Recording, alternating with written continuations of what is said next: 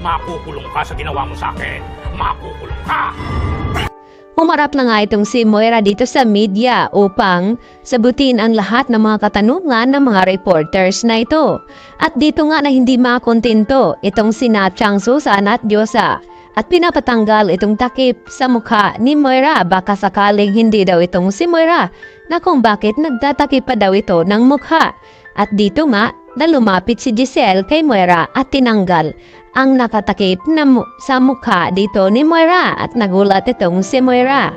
At dito nga na binabato ng mga katanungan itong si Moira na kung bakit daw niya nagawa iyon sa kanyang biyanan na pinakidnap at ano nga ba ang dahilan nito. At dahil malakas ang kutob ni Giselle na may mga kasabwat pa itong si Moira at sinabi rin dito ni Moira na may mga kasabwat daw siya at makakalabas daw siya dito sa kulungan dahil ginigiit nito na inosente daw itong si Moira at hindi pa rin umaamin sa kanyang ginawa dito kay Don Pepe kahit meron na nga silang matibay na ebidensya. At isa na nga dito itong ransom money na nakuha nga ng mga kapulisan.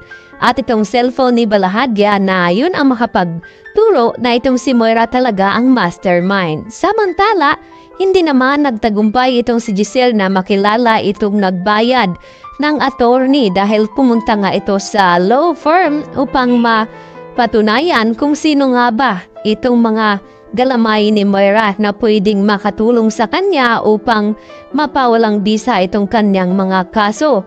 At dito nga na nagtago si Carlos Benitez dito sa ilalim ng lamesa ng attorney.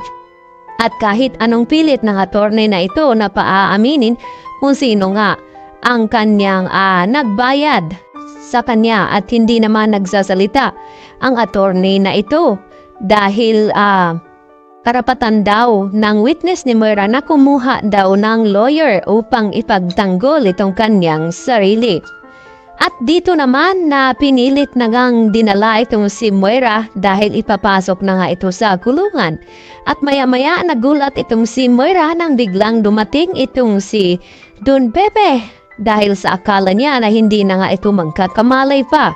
At dito ginulat ang lahat at sinabi ni Don Pepe na kahit anong gawin ni Moira ay makukulong nga daw ito at ang kasunod ay itong kanyang anak na si Zoe dahil hawak pa rin ni Don Pepe itong mga sekreto na iniingatan ni Moira na hindi mabunyag, lalong-lalo na ang pagkatao ni Zoe na hindi siya ang tunay na anak ni RJ at hindi siya tunay na tanyag.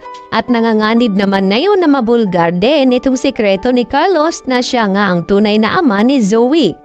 Dahil sa mga sinasabi nga dito ni Moira na sila nga bang dalawa ni Zoe ang tinutukoy nito na kasabwat ni Moira. Kaya kabado na rin itong si Carlos na pumunta itong si Lynette doon. Baka marinig niya ang sasabihin ni Moira na kabilang din itong si Carlos sa nangyaring aksidente dito nga kay Don Pepe. At sinabi naman ni Lynette dito kay Carlos na gusto niyang masaksihan kung papaano bumagsak itong si Moira at kung papaano makulong dahil sa dinami-dami daw ng ginawa ni Moira ang kasalanan sa kanilang mag-ina. Ito na ang oras upang mapanood ni Moira na mapanood ni Lynette na maghihirap sa kulungan itong si Moira dahil sa kanyang mga kasamaan na ginawa noon kina Annalyn at sa iba pang mga nabiktima ni Moira. Kaya naman, wala din nagawa itong si Carlos Benitez kundi pumayag nga ito sa gustong mangyari ni Lynette na pumunta doon sa media kung saan haharap si Moira sa kanilang lahat.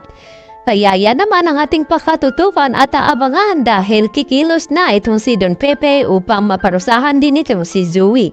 Yan lang po at marami pong salamat.